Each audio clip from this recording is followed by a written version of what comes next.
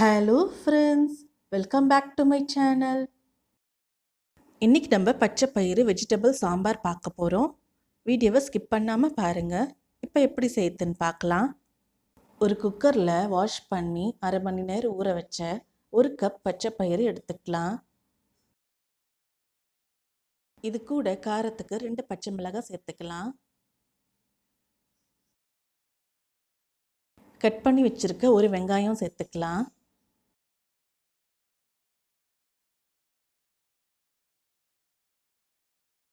Cut பண்ணி வச்சுருக்க ஒரு தக்காளி சேர்த்துக்கலாம்.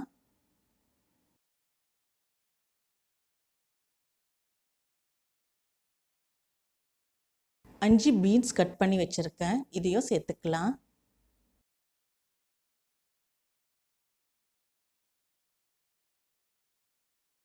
கட் பண்ணி வச்சுருக்க ஒரு கேரட் சேர்த்துக்கலாம். ஒரு உருளைக்கிழங்கு தோல் சீவி கட் பண்ணி வச்சுருக்கேன், இதையும் சேர்த்துக்கலாம்.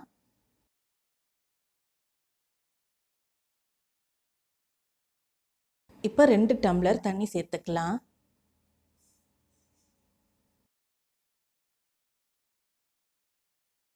இப்போ 1/4 ஸ்பூன் மஞ்சள் தூள் சேர்த்துக்கலாம். 2 சிட்டிகை பெருங்காயம் சேர்த்துக்கலாம்.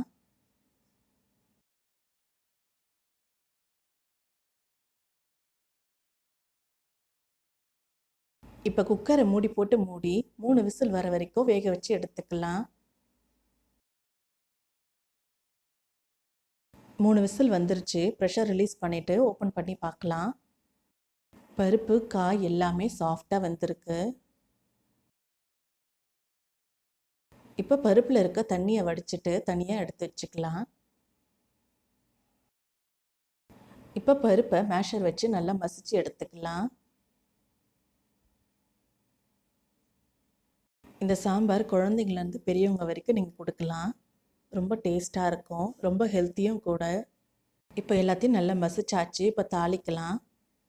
இப்போ ப்ரெஷர் குக்கரில் 2 டேபிள் ஸ்பூன் எண்ணெய் சேர்த்துக்கலாம். இப்போ 1 ஸ்பூன் கடுகு சேர்த்துக்கலாம். கடுகு நல்லா பொரிஞ்சதும் 1 ஸ்பூன் ஜீரகம் சேர்த்துக்கலாம்.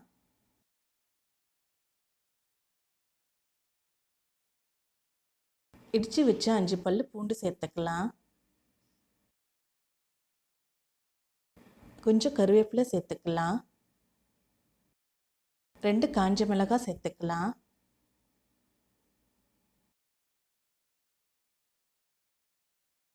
இது எல்லாத்தையும் லைட்டாக ஃப்ரை பண்ணி விடுங்க.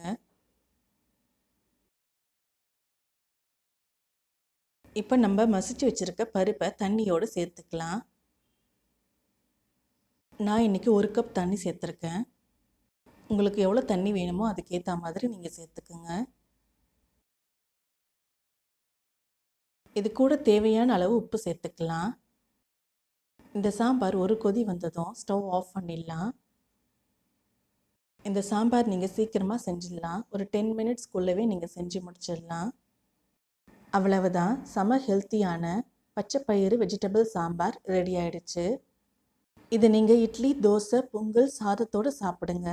ரொம்ப நல்லாயிருக்கும். இந்த ரெசிபி உங்களுக்கு பிடிச்சிருந்தா லைக் பண்ணுங்கள், ஷேர் பண்ணுங்கள், கமெண்ட் பண்ணுங்கள். இன்னும் என்ன மாதிரியான வீடியோஸ் வேணும்னு சஜஸ்ட் பண்ணுங்கள். என்னோடய சேனலை முதல் முறையாக பார்க்குறீங்கன்னா சப்ஸ்கிரைப் பண்ணுங்கள். பக்கத்தில் இருக்க பெல் ஐக்கானை கிளிக் பண்ணுங்கள். அப்போ தான் நான் போடுற புது வீடியோவோட நோட்டிஃபிகேஷன்ஸ் உங்களுக்கு வரும். தேங்க்ஸ் ஃபார் வாட்சிங்.